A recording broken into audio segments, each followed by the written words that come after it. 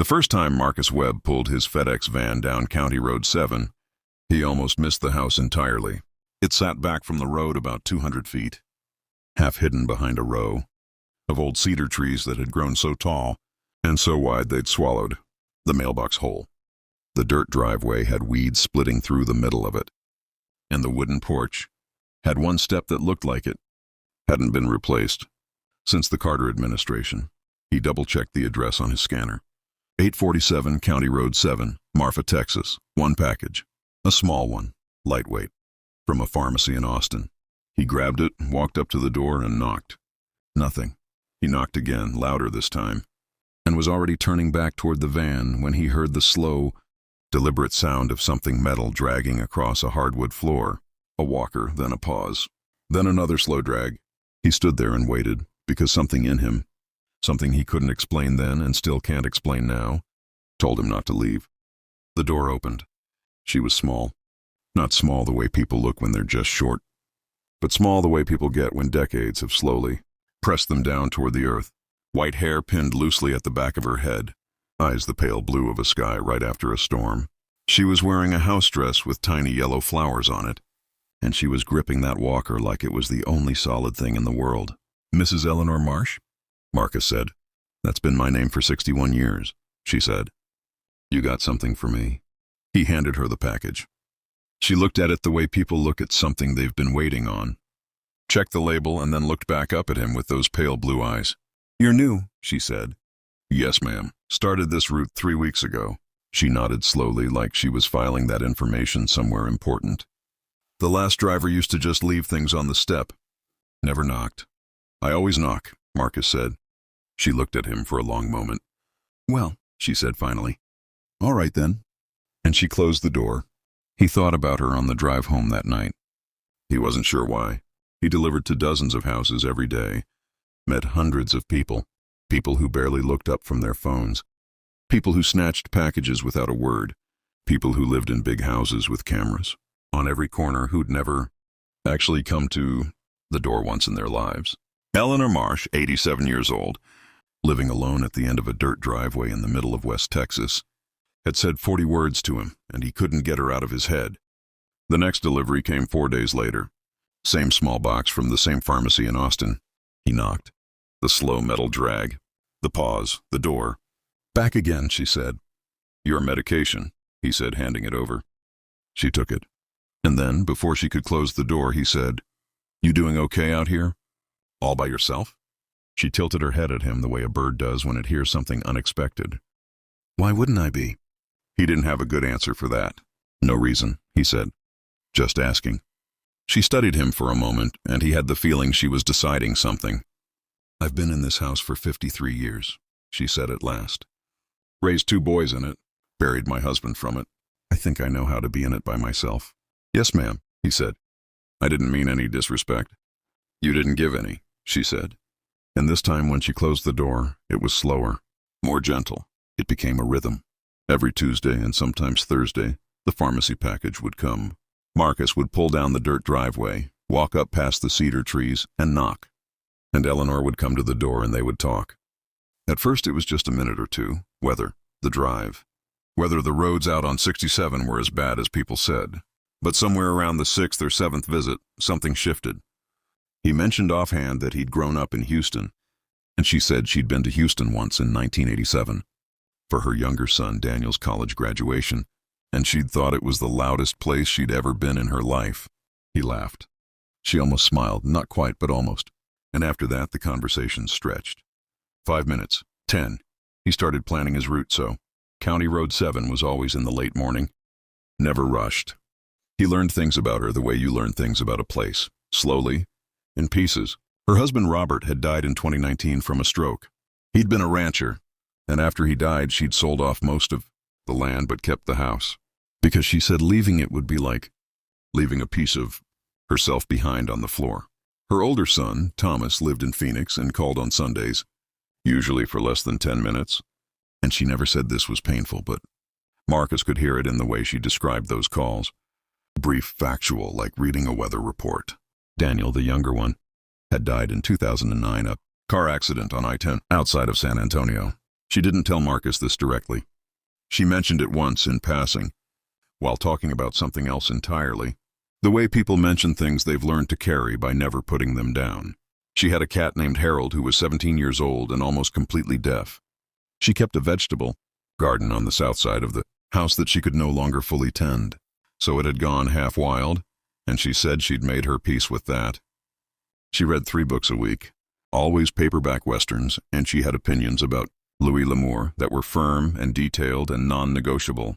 She had lived in Marfa her whole life and had watched it change from a quiet, ranching town into something she didn't entirely recognize, full of art galleries and people from California who wanted to photograph the Prada installation in the desert. They come out here looking for something, she told him once. I don't know what. I don't think they know either. What do you think they're looking for? He asked. She thought about it seriously. Quiet, she said. Real quiet, the kind that isn't empty. He turned that over in his mind for days. In November, he came on a Thursday and she didn't answer the door. He knocked twice. Nothing. He knocked a third time, hard, and called her name, and stood there on that old porch with his heart doing something it had no business, doing over a woman he'd known for 6 months who was technically just a stop on his route. He was reaching for his phone to call 911 when he heard it. Not the walker this time, but her voice, faint from somewhere inside. It's open, she called. He pushed the door open. She was sitting in her armchair in the living room, and the living room looked exactly the way he'd always imagined it would. Walls lined with books, a quilt over the back of the couch, a framed photograph of Robert on the end table, Harold the cat asleep on the windowsill like a small gray cloud. She was holding her wrist with her other hand, and her face had the tight, controlled look of someone managing pain without wanting to show it. I fell this morning, she said before he could ask. In the kitchen. I'm all right. I didn't break anything. I just can't get up by myself, and I don't want you to make a fuss. He made a fuss. Carefully, quietly, he helped her up, checked that she could put weight on both feet, brought her a glass of water, and did not say a single word about calling someone or assisted living or any of the other things that were running through his mind. He just sat down on the couch across from her and waited until some of the color came back into her face. You should have called someone, he said eventually. I knew you were coming, she said. He didn't know what to do with that. He sat with it, there in that quiet room with the West Texas light coming through the windows, and he thought about what it meant for a person's life to get small enough that a delivery driver was who you counted on. He thought about Thomas in Phoenix, 10-minute Sunday calls. He thought about Daniel, gone 17 years. He thought about Robert's photograph on the table, watching the room. Mrs. Marsh, he said. Eleanor, she said. She'd told him this before, but he'd never quite made the switch. You've been coming here long enough. Eleanor, he said. Is there anyone else? She looked at him steadily. There's Harold, she said. He almost laughed. She almost smiled. And then she said quietly, there's you, isn't there? It wasn't quite a question. He said, yes, ma'am. And then he corrected himself. Yes, there is. He started coming on days he didn't have deliveries. He told himself it was no big deal. He'd stop by on a Saturday, check that the porch step hadn't finally given way, bring her a book from the used bookstore in town. She always acted like this was completely ordinary, which was how he knew it meant something. She would have the coffee ready. She always knew he was coming, even when he hadn't said he would be. He fixed the porch step in January. He cleared the driveway after the one bad ice storm they had in February. He drove her to her doctor in Fort Stockton 4 times because the drive was an hour and a half each way and she would never have asked Thomas for it. In March, he brought her a new Louis L'Amour paperback he'd found online, and she informed him it was one she'd already read twice, and then she kept it anyway. He told his wife, Diane, about Eleanor early on. Diane had listened, asked questions, and then said, I want to meet her. So in April, Diane came along on a Saturday visit, and within 40 minutes, she and Eleanor were deep in a conversation about container gardening that Marcus couldn't follow at all. He sat across the room and watched the two of them talk, and felt something settle in his chest, some weight he hadn't known he was carrying. Harold the cat died in May. Marcus heard about it Tuesday morning when he knocked, and Eleanor answered the door, looking like someone who had not slept. She didn't say anything about it directly at first. She took her package and said the weather was warming up fast and the garden would need water soon. And then she stopped right there in the doorway and said, "Harold died Sunday night. He just went to sleep and didn't wake up." Her voice was completely steady. He was a good cat. He was here when Robert died. He was good company. Marcus didn't say anything because there was nothing right to say. He stayed for 2 hours that morning. He was late finishing his route. He didn't care. In June, Thomas called on a Tuesday instead of a Sunday. Eleanor told Marcus about it the next day. Thomas had heard from her doctor. Apparently there had been a conversation. Eleanor hadn't told Marcus about her heart, about some numbers that had shifted in a direction nobody liked. Thomas wanted her to come to Phoenix. There was a facility, he said. Clean, well-reviewed, people around all the time. She wouldn't be alone.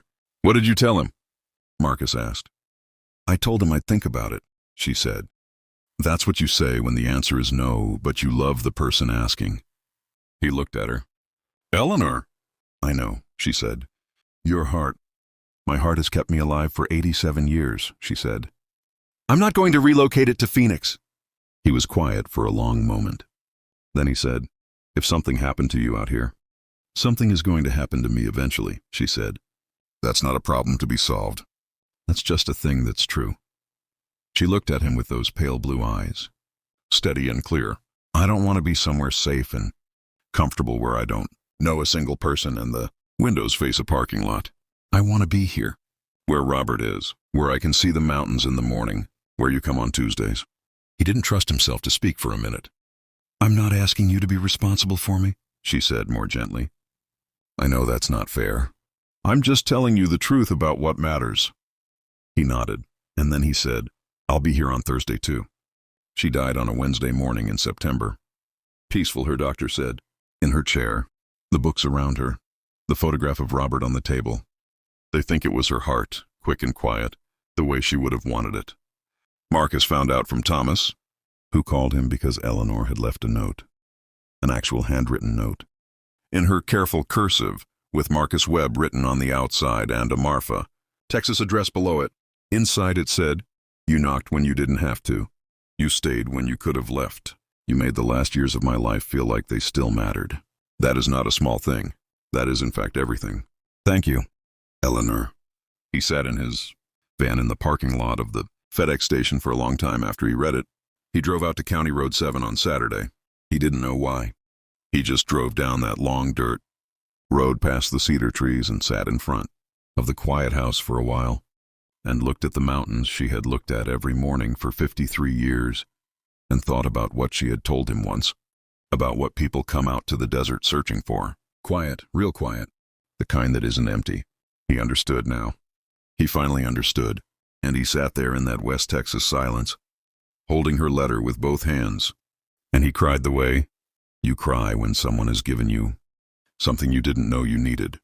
Not because they're gone, but because they were here, and because for a few ordinary Tuesdays on a dirt road in the middle of nowhere, two people found each other. And that turned out to be enough. That turned out to be everything.